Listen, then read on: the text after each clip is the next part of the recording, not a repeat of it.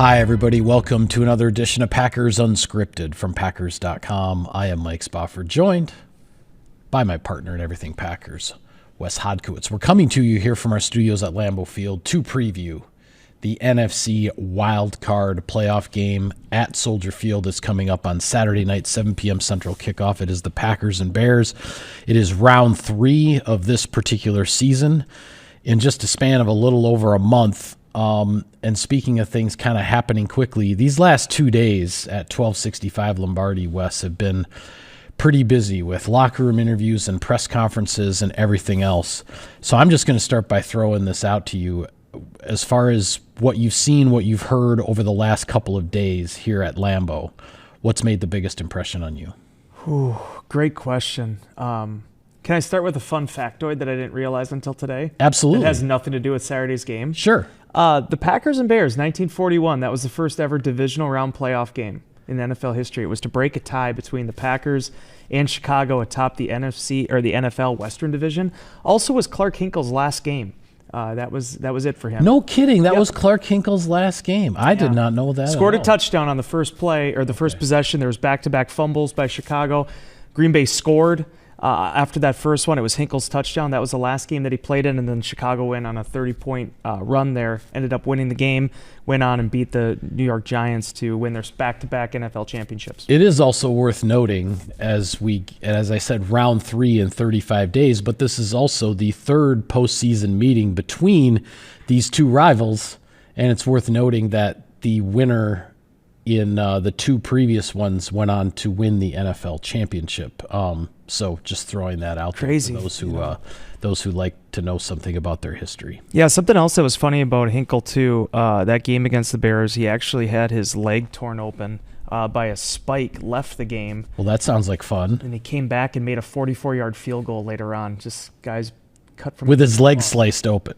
Maybe it wasn't the kicking leg though. Oh, okay.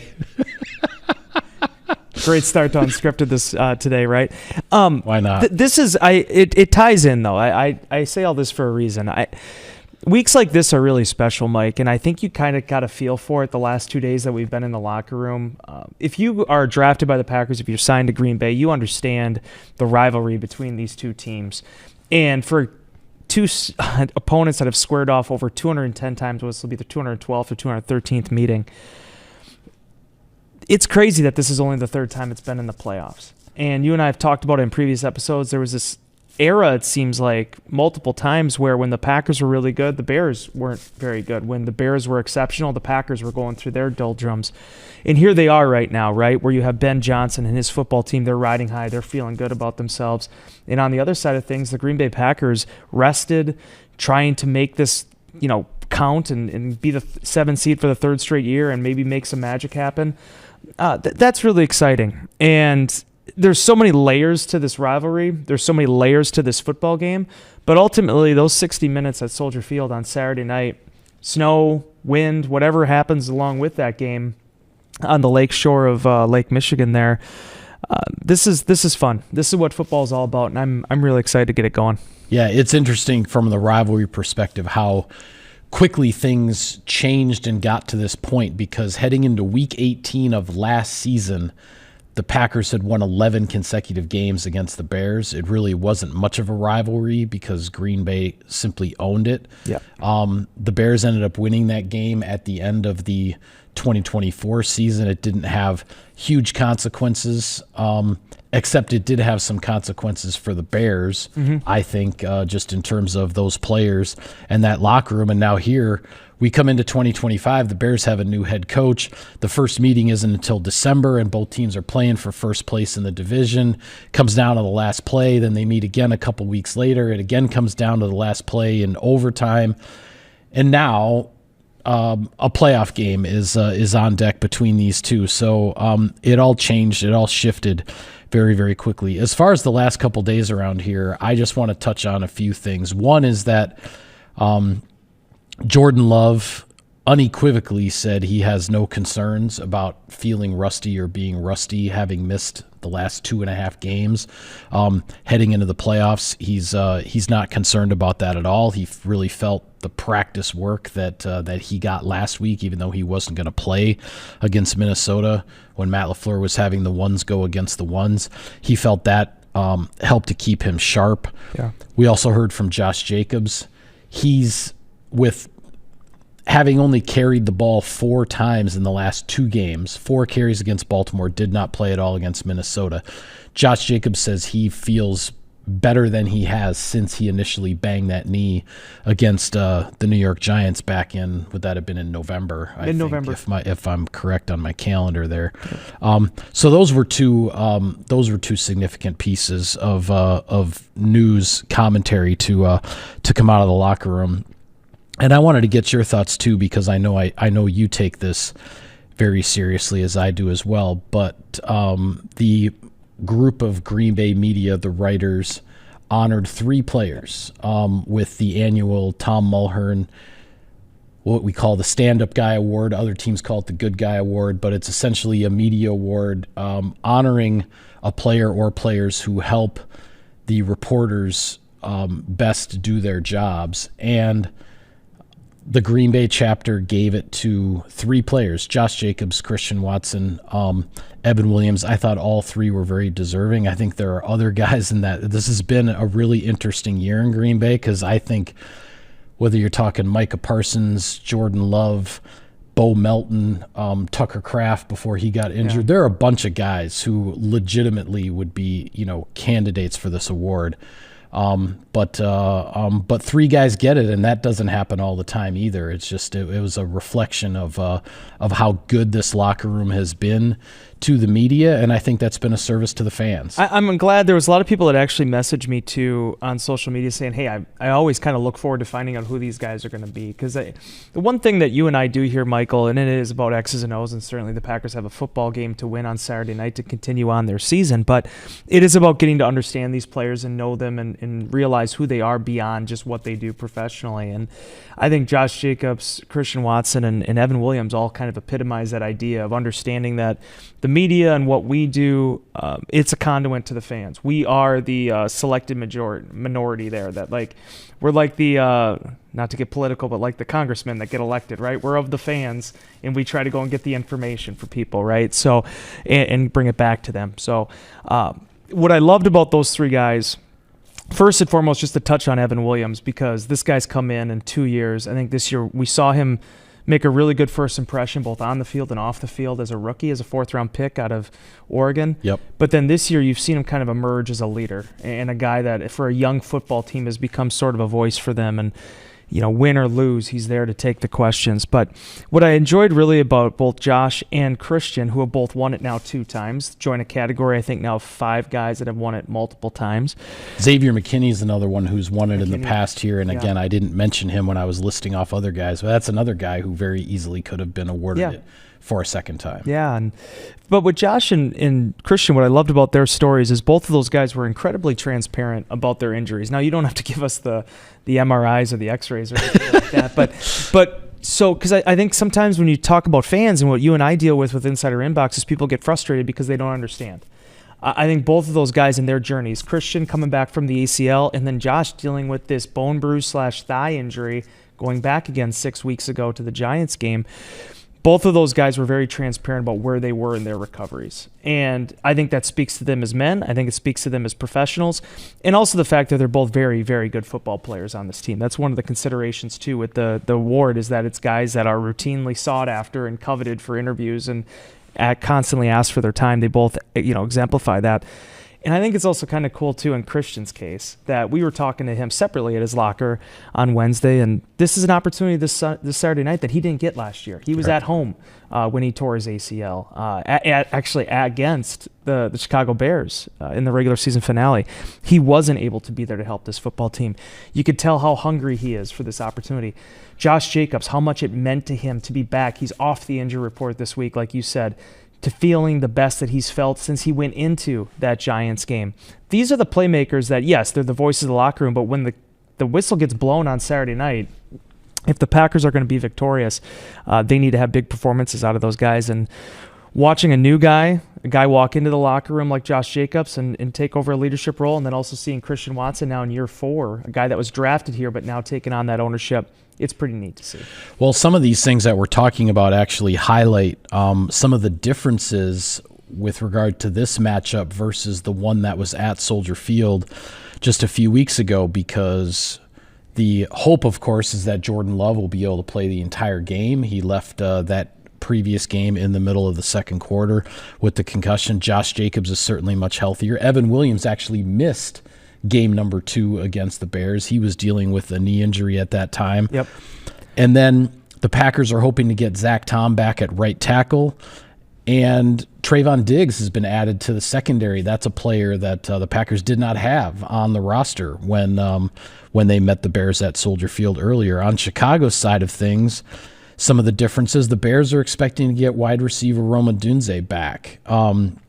The word out of Chicago is that he might be kind of limited, not necessarily playing a full snap load, but this is a productive and dangerous receiver for Caleb Williams, and I'm sure he's thrilled to get him back. They also might be getting cornerback Kyler Gordon back. He's been designated to return from injured reserve. That's a guy who did not play in the previous meeting in Chicago. And then C.J. Gardner-Johnson, who is sort of the Javon Bullard of the Bears defense, the safety / slot corner, nickel corner guy. He's in the concussion protocol, so his status is iffy for this one. Just wanted to kind of rattle those off because those are some of the things about this round 3 that are going to look different compared to round 2 just a few weeks ago. And I like what Matt LaFleur had to say about this, because he was asked about Dunze being back, but he mentioned that's another playmaker for their offense. I think it helps their 11 personnel packages. It gives them a little bit more flexibility, versatility with how they want to utilize personnel. But let's be honest, Mike. I mean, this is a much more talented Chicago Bears team that I think the Packers have seen over the years. When you look at it, it isn't just a Dunze, right? It is the way that Burden has come on. It's the way that Colston Loveland has become a focal point. They used the 10th overall pick on him. Look at him this year. A rookie 21-year-old that comes into the National Football League, and he leads them in receiving this season. DJ Moore, we saw in that last game just how dynamic he can be, how dangerous he can be.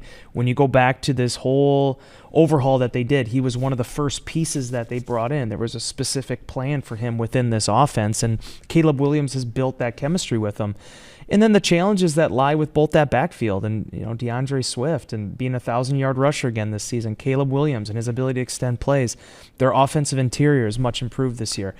The Packers defense has its work cut out for itself. That being said, I like where the mindset is right now of Green Bay, which is I think this unit is buoy. We talk so much about momentum, right? I think there's something to be said for also feeling healthy going into a playoff. Yep. You can have all the momentum in the world, and if you don't play for those 60 minutes the way that you got to play, if you're banged up, if you're mentally not prepared, if you're not in the right place, your season can be over.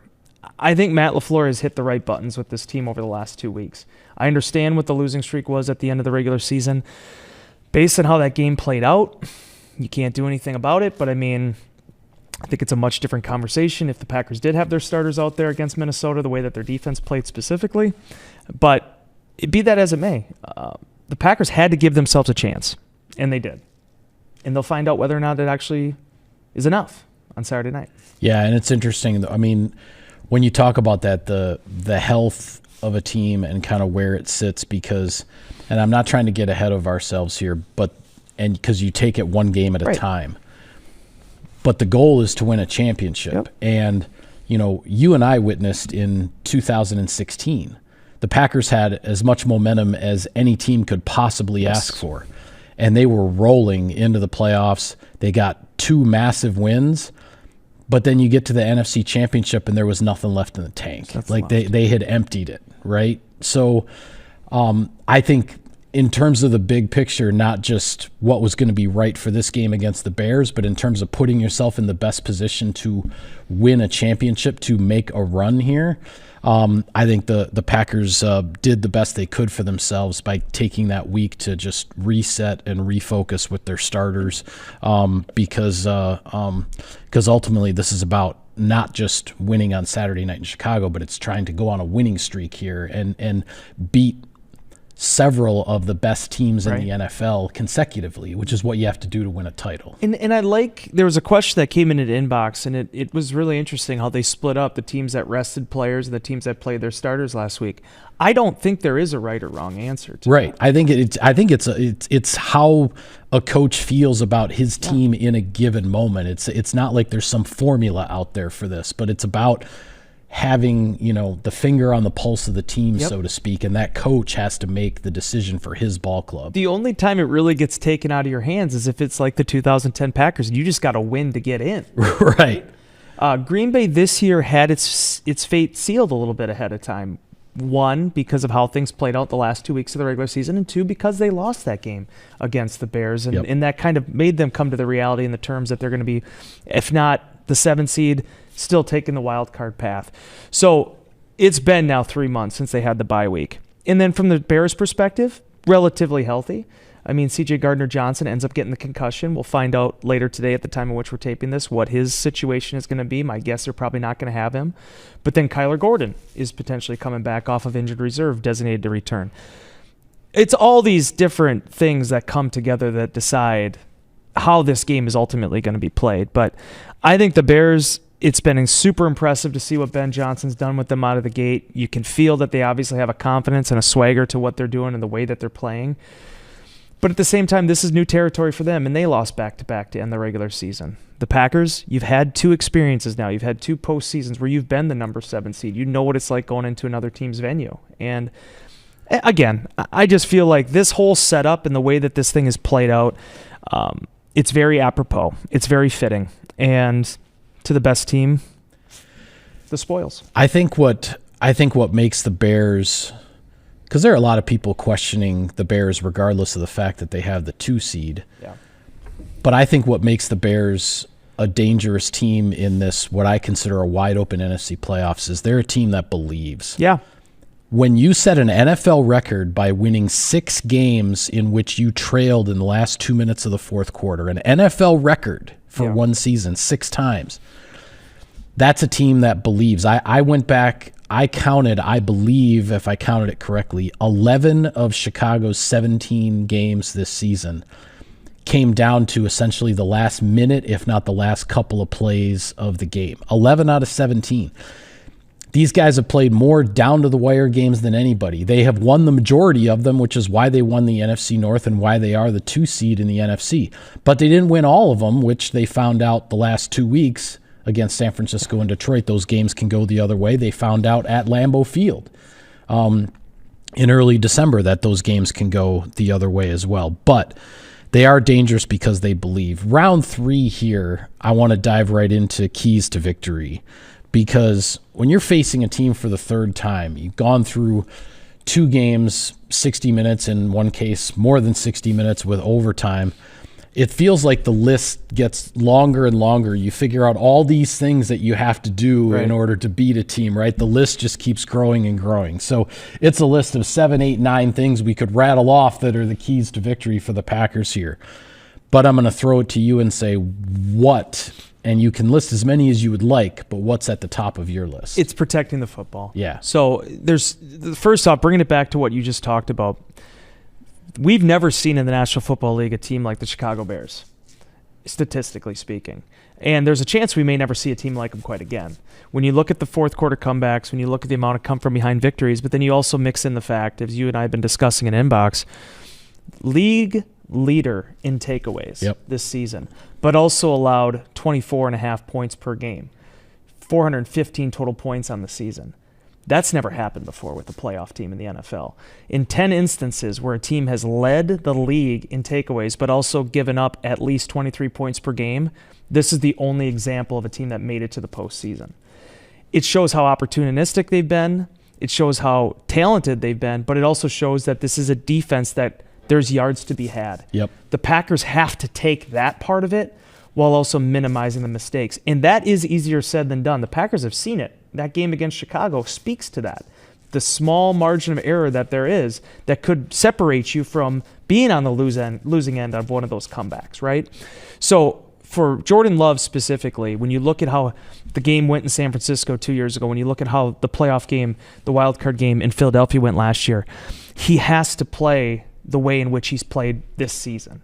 Smart, heady, protecting the football, while still finding those opportunities for the big plays. And when there is adversity, when it does strike, because it will, even if it isn't a turnover, there's going to be moments where they're going to be backed up or they're going to have to overcome something.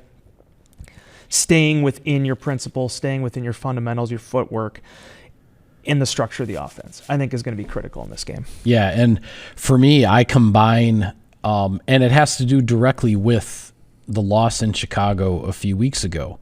What rises to the top of the list for me is protecting the ball and then finishing drives in the red zone, because one of the 5 red zone failures in the second matchup with the Bears was a fumble inside the 5-yard line by Josh Jacobs. It was the combination of a red zone failure and a takeaway for Chicago's defense.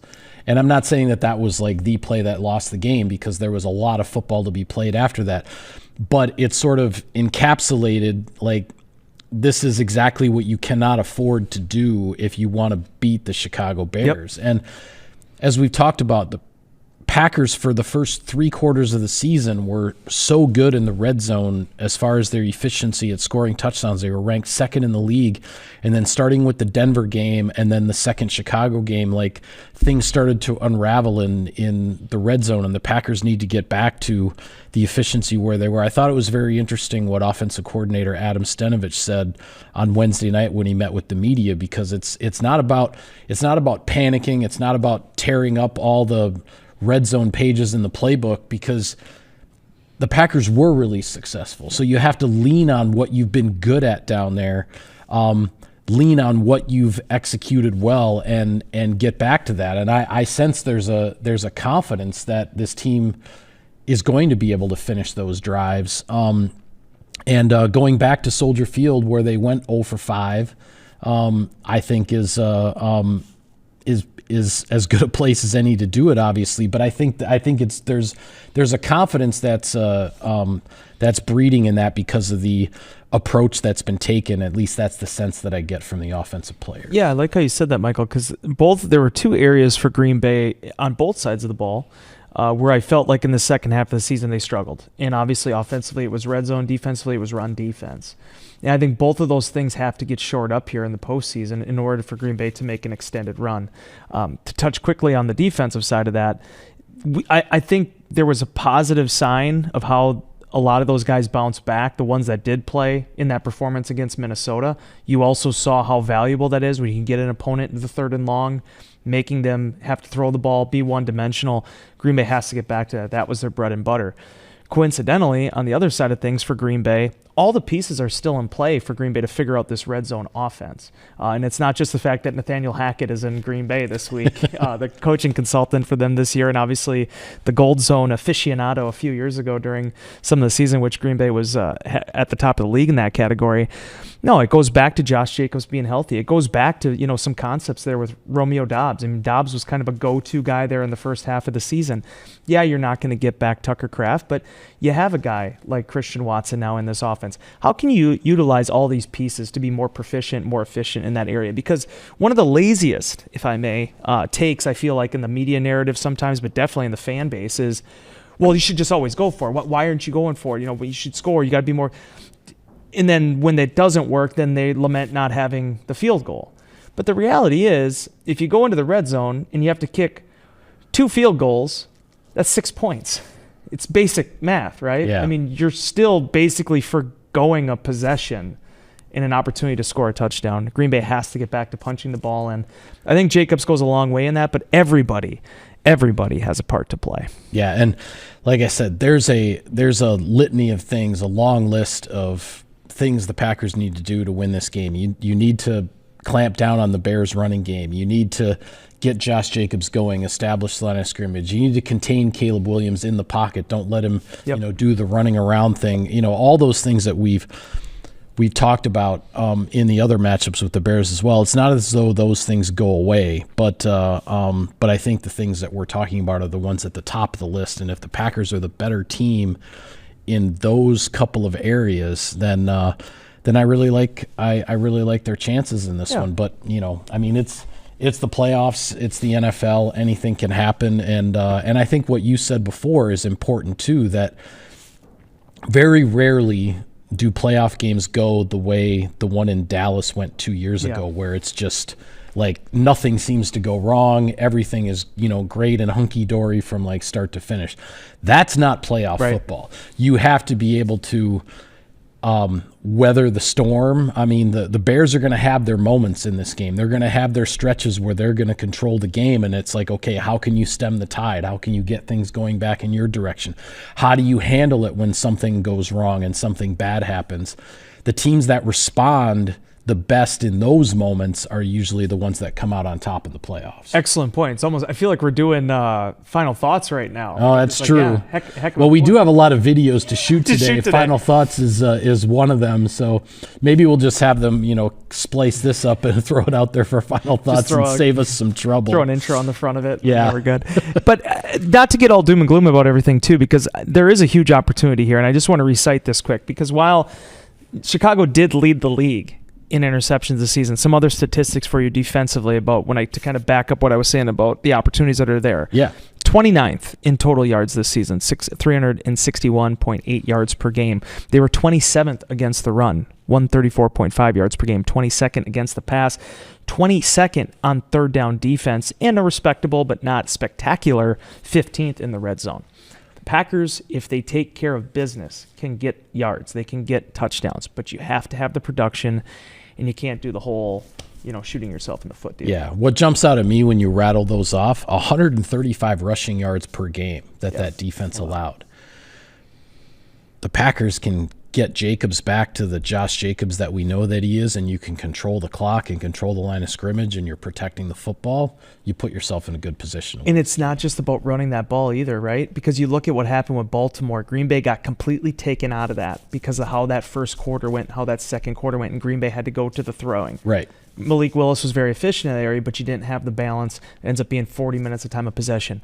If you're going to win this game, you need to protect the football, because that also means how you're affecting the game in terms of time of possession and control. That's where Ben Johnson wants to win this game, in controlling the tempo of the game. And honestly, that's why they've had so many comebacks in the fourth quarter, because they're keeping it close, they're controlling the clock. Green Bay has to seize that. When you think about the best Matt LaFleur team since 2019, the best ones have done that. Yeah, absolutely. Well, we do need to pay some bills. So before we start talking about the other wild card games coming up this weekend in the NFL, we'll hear a quick word from our sponsors. SiriusXM NFL Radio delivers hard-hitting analysis and up-to-the-minute NFL news that true football fanatics need 24/7, 365. At Cousin Subs, we have something for everyone, like our Wisconsin cheese curds, mac and cheese, golden fries, and creamy shakes, all paired with your favorite sub or sub in a bowl. Cousin Subs, 50-plus years of better. Pit Boss Grills, the official grill of Packers tailgating at Lambeau or at your house. Take your game day to the next level with a Pit Boss wood pellet grill. Pit Boss Grills available at Menards. Hey Packers fans, we always knew Lambeau Field was a wonder, but now it's official. Learn more about all the wonders of Wisconsin at travelwisconsin.com/wonders. Welcome back to Packers Unscripted. All right, Wes, there are 5 other wild card games taking place Saturday, Sunday, Monday night in the NFL. We'll start with the NFC. The Los Angeles Rams at the Carolina Panthers, and the San Francisco 49ers at the Philadelphia Eagles. Your thoughts quickly on those two. Shot of redemption for the Rams. Chance, that game you can kind of say was what sort of knocked them out of the hunt for the number 1 seed, the hunt for the NFC West Championship. They can get a little bit of revenge there, beating the Panthers. But realistically, and it was why reportedly between the Packers and Bears and 49ers and Eagles, those were the 2 most popular games here in Wildcard Weekend in terms of distributor and broadcasting and streaming. And it's clear to see why. I mean, San Francisco this year has not been perfect, but they've been dangerous. And while I felt like they kind of got it handed to them a little bit against Seattle, we saw in the Bears game that they can put up points with anybody. I think defensively they've been opportunistic despite losing a lot of guys throughout the course of the year. Could they have a long enough playoff run to maybe get back a Fred Warner? We'll see. But Philadelphia has been so inconsistent this year, and just understanding which team you're going to get on any given week. The NFC West could rule this weekend, and very curious to see which form of the Rams and 49ers we see, because both of them are title contenders, but they got to survive this round. Yeah, I mean, I think Carolina's a massive underdog at home here. They ended up winning their division in a 3-way tiebreaker, but they didn't exactly inspire a lot of confidence that that this is a team that is really going to threaten anybody in the playoffs. I think the Eagles against the Niners is a very, very interesting game, because the last 2 weeks for the Niners, they won the shootout with the Bears. And then 6 days after they scored 42 points, they only scored 3 against Seattle, and then they dropped from the 1 seed all the way down to the 6. Playing for the 1 seed and dropping to the 6. The Vikings last year were playing for the 1 seed at the end. They dropped all the way to the 5, and they bowed out right away. So I'll be interested there. The Eagles rested their guys. The same approach they took last year, which worked for them, worked for Nick Sirianni and his bunch to make a run. So we'll see, but I think that one's a real toss-up. In the AFC, Buffalo is at Jacksonville, Chargers are at Patriots, and the Monday night game, the Houston Texans at the Pittsburgh Steelers and Aaron Rodgers as he returns to the playoffs for the first time since the 2021 season, the 4-time MVP. And congratulations, you get to face DeMeco Ryans' defense. Yeah, exactly. Good to you, sir. Good luck against that defense. I love it, though. I love that Rodgers made it back. I think I've said this numerous times this season. This is the way I felt like, whether or not this is his last year, this is the way I wanted to see Aaron Rodgers go out. I didn't want to see it with all this stuff that happened with the Jets in New York. Totally. It's good to see him in the playoffs. It's good for the NFL. It's good for football. The part of me and I think this goes back to the parity of the NFL itself this season, the fact that there hasn't really been like a huge front runner. There hasn't been a 15-win team this season. You have Buffalo, who has been so close to the Super Bowl here, been so close to kind of getting over that hump. They're the 6th seed, because you had this resurgent New England Patriots team that I think is taking on a really dangerous LA Chargers team if Justin Herbert can be relatively healthy. The Chargers have kind of been like the Packers of the AFC, where they have had basically every injury to every position that you can imagine. Their backfield, it seems like there's been a different running back all season long. Yeah, no kidding. Based on everything that they've weathered. But I think they're a game team, and I think that's going to be a really tough one for the Patriots. Whoever gets out of this on both sides of the conference, I think we're going to have a very entertaining Elite Eight here in this final stretch to the finish line. I just think that I honestly look at all these things, with a few exceptions, and respectfully, the Panthers being one of them, where I think all these teams pretty much have a shot at this thing. But can Josh Allen, go into Jacksonville and beat Liam Cohen's team and Anthony Campanelli's defense? It's a big question. And then for Jacksonville, the stakes are so high, because here you are, this big season, 12 wins, whatever it was, and you don't want to be one and done. Yeah. I mean, the stakes are really high for all these squads. Jacksonville is the team in the AFC that has surged, in my opinion, at the end. I mean, this is a team that just a couple weeks ago, they went into Denver and beat the number 1 seed Broncos by 2 touchdowns. Yeah. So Jacksonville's feeling pretty good about where they are. But as you said, Buffalo is the team with Josh Allen, with a lot of playoff experience. They've experienced a ton of playoff heartbreak. But the Buffalo Bills, their record is what it is with this year. But they have lost a ton of close games, and as you said, they ended up not winning their division because the Patriots surged to the front. I think that Patriots-Chargers game, everybody's waiting to see, like, when is Justin Herbert going to have that breakout playoff performance? Because I think everybody knows that it's in him. Yeah. But is it going to happen? Is he going to find it? And everybody's wondering there. Houston against Pittsburgh, I'm thrilled for Aaron Rodgers that he is back in the playoffs and he gets another shot. And that Week 18 de facto playoff game, winner gets in, loser goes home, between the Steelers and Ravens, was one of the most dramatic endings to a regular season that I can remember in the NFL. But, man, Houston's defense is going to give the Steelers some problems. I mean, Pittsburgh got its offense going in the second half against the Ravens, but that was not a very good Ravens defense. No. And they really struggled against those guys in the first half. And if they're having any struggles at all on offense, Houston's going to be all over them. I mean, this is going to be, in my opinion, a very difficult game for Aaron Rodgers to be able to advance. Now, fortunately, he gets back DK Metcalf. Yes, that is the other piece. That was almost enough to eliminate them. Yeah, but Metcalf is back from the 2-game suspension. But their offense, when you look at Warren and Gainwell, and I mean, if they run the ball, they do all right. If they don't, it gets really hairy really fast. Yeah. And in their losses this year, I think that, including their one to Green Bay when they got away from the run in the second half, I think that showed. Houston, this really does come down to, can Houston's defense control what they're going to face with Aaron Rodgers in this offense? If they do, I think it's going to bode really well for the Texans. And regardless, can Pittsburgh's defense not give up the big plays? Can they not rupture the way that they did to C.J. Stroud and in this offense? Nico Collins, everybody that's involved with it.